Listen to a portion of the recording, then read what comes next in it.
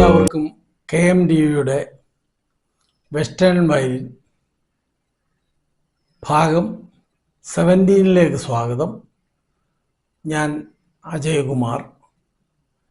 നിങ്ങളോട് ഞാൻ നേരത്തെ പറഞ്ഞിരുന്നു, നമ്മൾ ഇതിൽ പഠിക്കാനായിട്ട് എടുത്തിരിക്കുന്ന ബുക്ക് ഇറ്റാ കൊഹൻ ബുക്ക് 1ൽ നിന്നുള്ള എക്സസൈസുകളാണ്.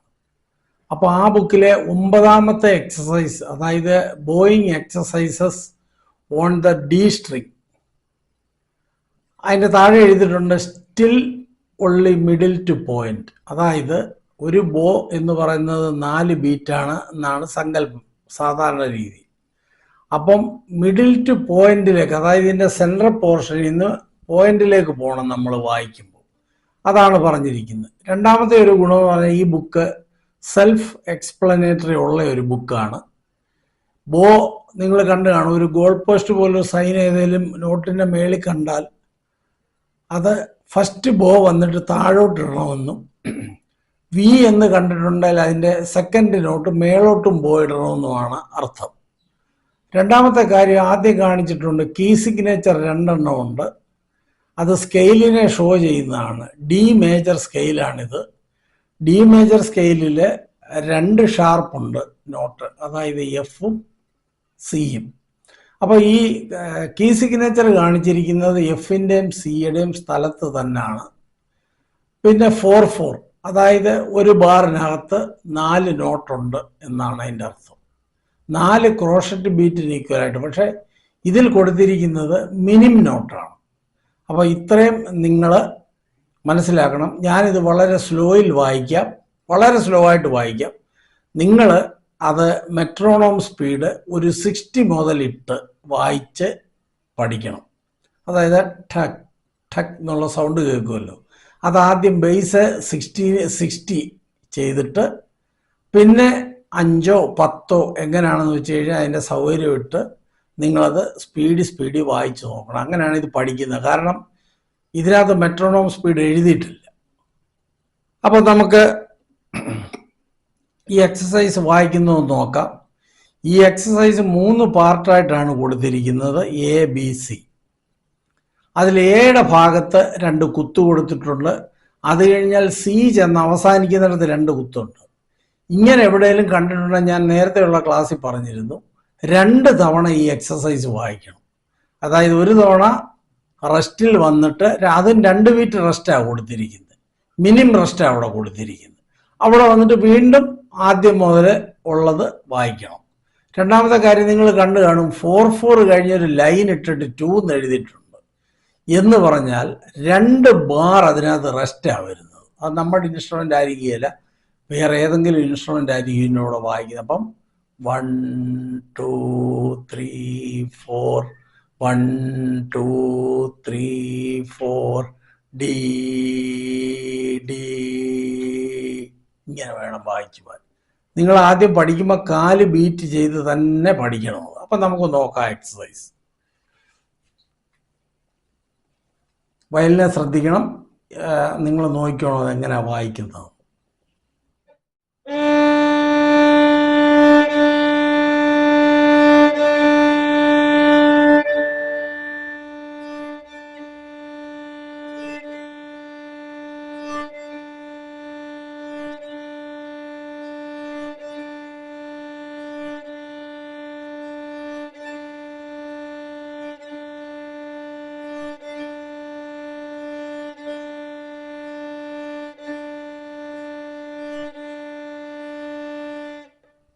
ഫസ്റ്റ് ലൈൻ കഴിഞ്ഞു. നിങ്ങളിത് വായിക്കുമ്പോൾ മൊത്തമാണ് വായിക്കേണ്ടത്. ഇത് പഠിക്കാനുള്ള സൗകര്യത്തിന് വേണ്ടിയിട്ട് ഞാൻ കാണിച്ചു തരുന്നതാണ്. പി എന്ന് പറയുന്ന ലൈനി ആദ്യത്തെ നോട്ട് വായിച്ചു കഴിഞ്ഞാൽ പിന്നെ അടുത്ത ബീറ്റ് 2 ബീറ്റ് റെസ്റ്റാണ്. അപ്പോൾ അതെങ്ങനെയാണ് വായിക്കുന്നത് നോക്കുക. അതായത് 2 ബീറ്റ് റെസ്റ്റാണ് ഈ താഴേന്ന് 3rd ലൈനിൽ ഒരു ചെറിയ കട്ട പോലെ, എന്നാൽ അത് 4th ലൈനെ ടച്ച് ചെയ്യുകയും ചെയ്യരുത്. അങ്ങനെയുള്ളത് കണ്ടു കഴിഞ്ഞാൽ അത് 2 ബീറ്റ് റെസ്റ്റാണ്, മിനിമം റെസ്റ്റാണ്. അപ്പോൾ അത് നോക്കാം നമുക്ക്.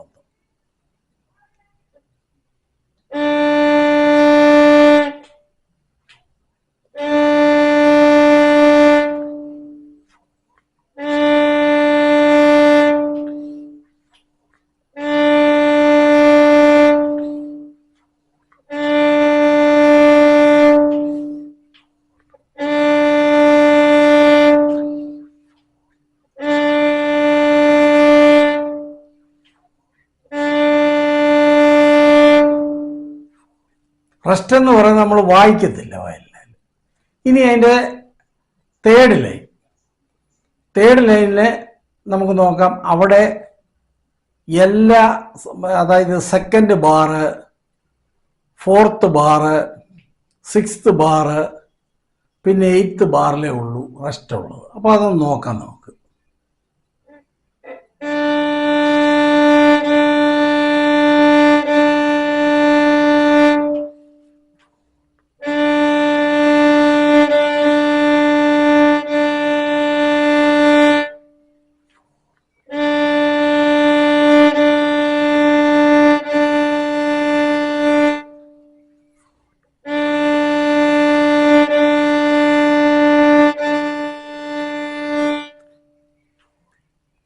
തേർഡ് ലൈനും തീർന്നു.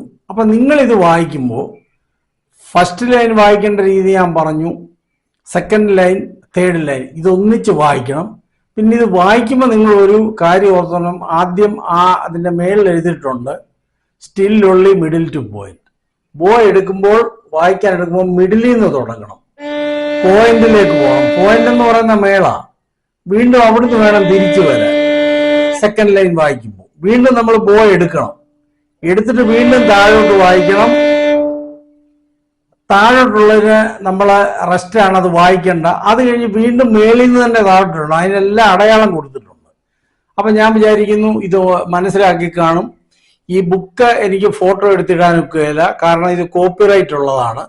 നിങ്ങളിത് വായിക്കണം, വാങ്ങിക്കണം, വാങ്ങിച്ചിട്ട് നിങ്ങളിത് പ്രാക്ടീസ് ചെയ്യണം. അപ്പോൾ ഇത് മനസ്സിലാക്കി കാണുമെന്ന് ഞാൻ വിശ്വസിക്കുന്നു. അപ്പോൾ നമുക്ക് അടുത്ത ഒരു ലെസണുമായിട്ട് വീണ്ടും കാണാം. സ്റ്റെപ്പ് 9 ആണ് ഞാനിപ്പോൾ പഠിച്ചത്. അതിൽ 3 എക്സസൈസ് ഉണ്ട്.